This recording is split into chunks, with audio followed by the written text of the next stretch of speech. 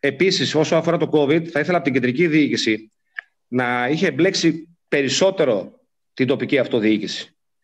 Δηλαδή, κοινωνική πολιτική του Δήμου, της τοπικής αυτοδιοίκησης, του εκάστοτε Δήμου, έτσι, με την πολιτική προστασία, να υπάρχει μεγαλύτερη δράση ως προς την αντιμετώπιση σε τοπικό επίπεδο. Αυτό δεν το έχω δει από την κεντρική διοίκηση και το καταθέτω. Ωραία.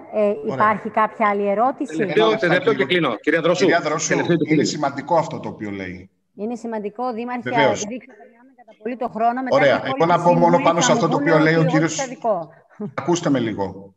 Επειδή είναι ορισμένα πράγματα τα οποία διαμείβονται σε άλλα επίπεδα, όπως είναι το επίπεδο της ΚΕΔΕ, το επίπεδο της ΠΕΔ, είναι πάγιο αίτημα αυτών των εκπροσώπων μας και της ΠΕΔ και της ΚΕΔΕ, η τοπική αυτοδιοίκηση πρώτον να έχει γνώση το τι συμβαίνει στα του οίκου της και δεύτερον να έχει πιο ενεργό εμπλοκή, έτσι ώστε γνωρίζουμε καλά τι μπορούμε να κάνουμε καλύτερα στους δημότες μας, στα παιδιά μας κοινώς, να το πω έτσι. Είναι πάγιο το αίτημα, γι' αυτό και ταυτίζομαι απόλυτα με αυτό το οποίο λέει ο κύριος Χατζηευαγγέλου. Είναι προς αυτή την κατεύθυνση, για να μπορέσουμε τελικά να βοηθήσουμε όπως